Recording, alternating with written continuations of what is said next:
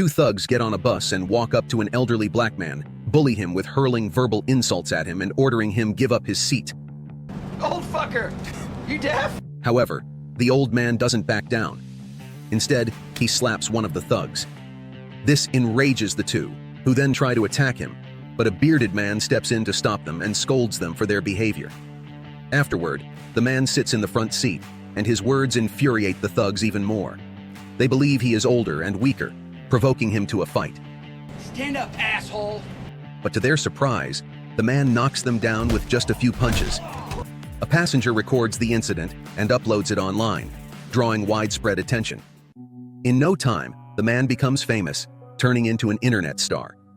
His image is spray-painted on walls, and whenever he goes out, strangers on the street chase after him.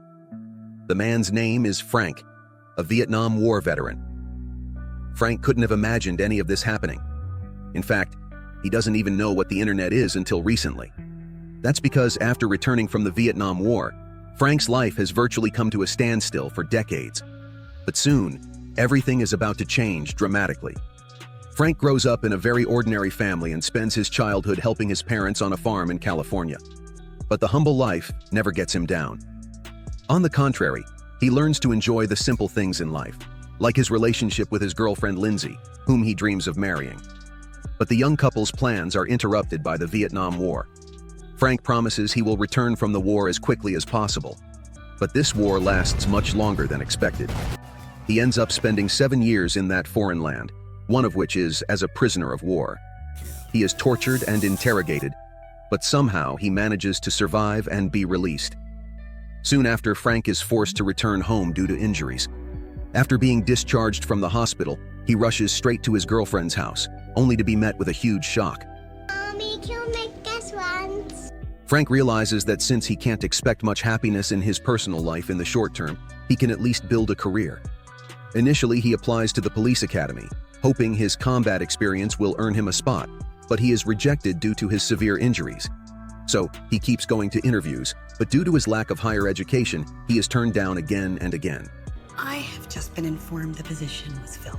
In the end, poor Frank has no choice but to rely on himself. Unknowingly, he ends up selling hot dogs on the streets. 40 years pass, but one day, everything changes. That day, Frank is riding his usual bus route when two skinheads board the vehicle and begin harassing a black passenger. The skinheads are about to beat the old man when Frank steps in. At first, he just wants to scare the guys off, saying he won't fight them, but they seem to be begging for a beating. The passengers on the bus applaud Frank. What he doesn't know is that someone has already recorded the whole scene with a camera. The video goes viral online, and Frank becomes affectionately known as the Badass. His face is painted on walls and t-shirts. Cops give Frank a ride home like he's their best friend, and reporters compete for an interview with the viral internet star. Most importantly, his mother is incredibly proud of him. But this excitement doesn't last long. Shortly after, Frank's mother passes away, leaving him a large house and her beloved dog as an inheritance. Now, Frank has only one loved one left in his life: his best friend, Klondike, who is also a veteran. Klondike helps Frank settle into his new home. They reminisce about their military past, and Klondike tearfully thanks Frank for taking care of him and let him move in. Thank you, man. You and Baxter are the only family I got. You saved my life. I owe you. The two of them dream that their lives will finally take a turn for the better, especially since Frank has suddenly become a local celebrity. Klondike then asks Frank to put a mysterious flash drive in his safe, a device that old-fashioned Frank sees for the first time, and heads off to buy cigarettes. As Klondike leaves the store, he encounters two thugs in a car. They demand the flash drive, and when Klondike pretends not to know what they are talking about, they put a gun to his head. Klondike manages to knock the attackers to the ground and is about to walk away when... Later, Frank is called to identify the body. He pleads with the cops to do everything they can to catch his best friend's killers, and then steps outside for a drink. There, Frank meets his neighbor, who expresses sympathy for his loss and reveals that her brother was recently murdered in almost the same spot as Klondike.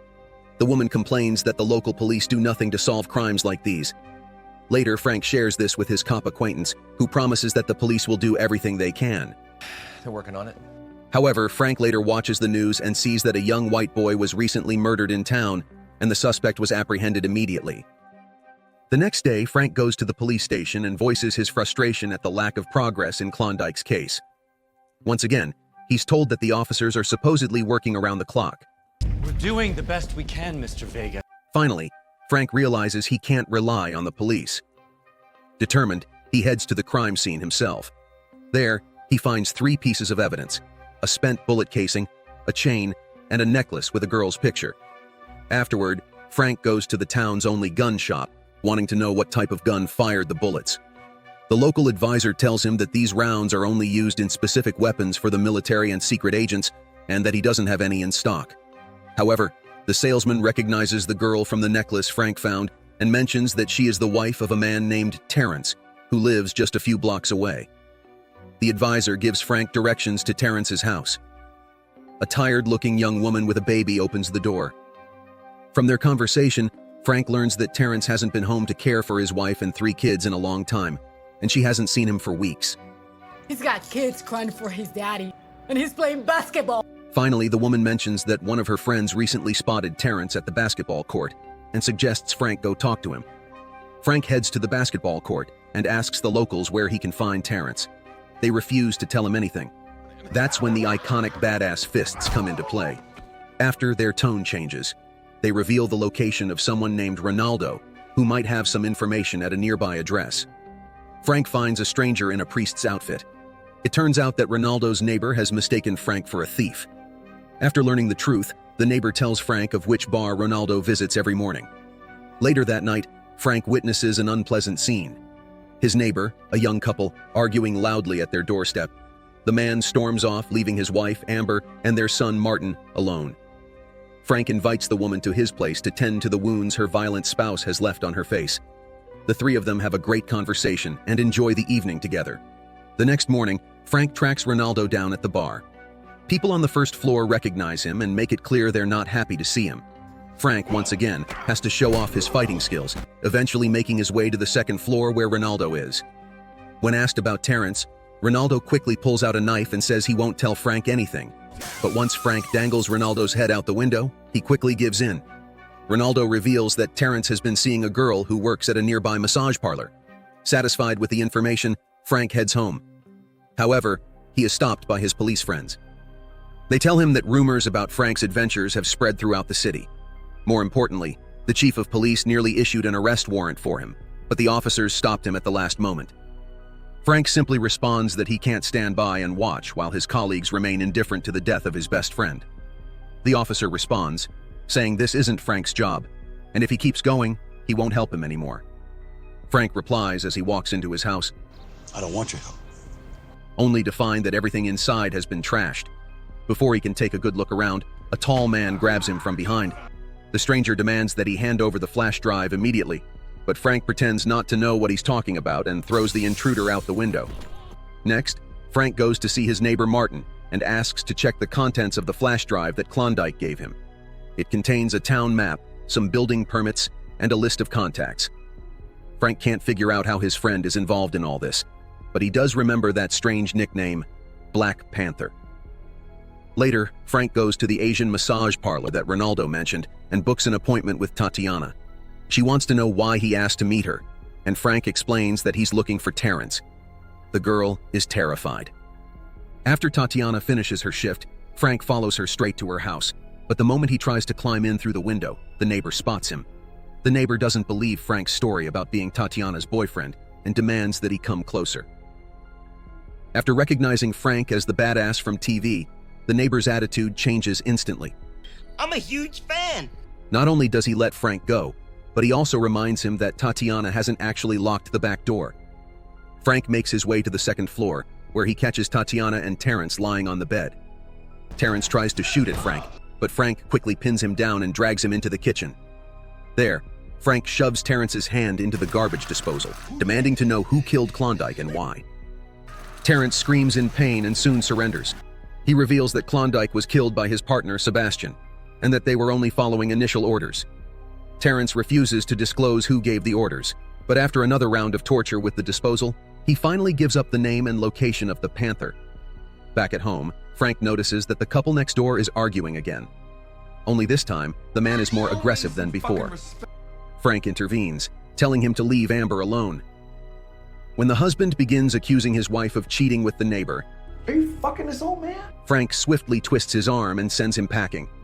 Grateful, Amber hugs Frank and tells him he looks exhausted. She suggests he take a nap and then come over for dinner, especially since her son Martin is spending the night at a friend's house, and Frank certainly doesn't have time to rest. He's excited and spends a long time getting ready for dinner, dressing in his best suit and even buying flowers. Wow. Amber is charmed by his new look, and they enjoy a lavish dinner in a fragrant garden. Frank is pleased with the homemade food, and Amber says she's glad to finally cook for someone who appreciates it. She admits to Frank that when she got married, her husband was a very different person, but now he has changed forever.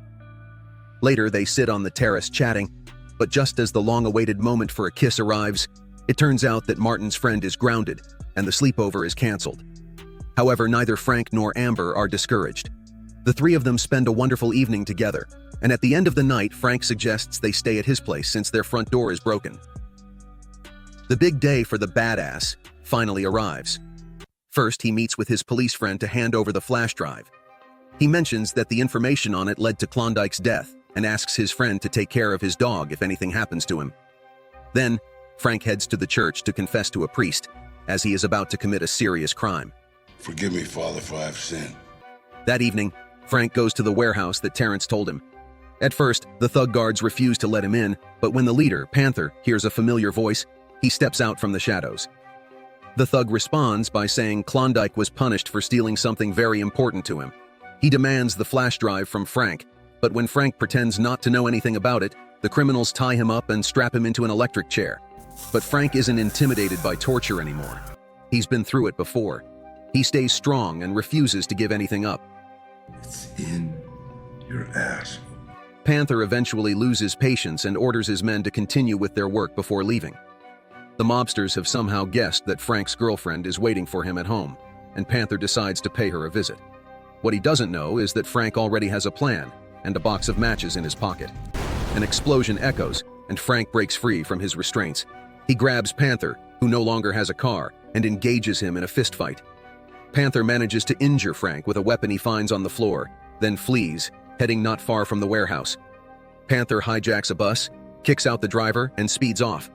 Frank sees this and jumps on another bus, whose driver willingly gives it up after recognizing the badass. Frank catches up to Panther, but the thug manages to slip away again. The criminal taunts Frank, charging directly at him. At the last moment, Frank swerves, and his bus flips over. Panther's vehicle crashes into an oncoming train. Miraculously, both survive. Panther takes off running, with Frank limping after him. Along the way, Frank encounters the skinheads who once made him famous. They hate Frank for turning them into a laughingstock and dream of revenge, even planning to film a new video where they would be the victors. But things don't go their way. I can't wait to see what this footage looks like. Meanwhile, Panther is already inside the house, confronting Amber with a knife. However, he doesn't even have time to touch her, as Frank appears at the door and shoves Panther against the wall. The fight spills out into the street, where Frank collapses to the ground. Just as Panther is about to crush him, Amber jumps on Panther's back, buying enough time for Frank to get up. Frank finally defeats Panther, and the neighbors applaud him. Amber asks if she can tend to his wounds, just as he once did for her. The next day, the local TV station airs a story. The badass is back, but this time, he didn't just beat up random skinheads. He also uncovered one of the town's biggest corruption cases, involving Mayor Williams and one of the most dangerous gangs in the country. Frank is awarded honorary police officer status for his heroic deeds, and he, Amber, and Martin now live happily together. Don't forget to subscribe to this channel and like this video. Thank you.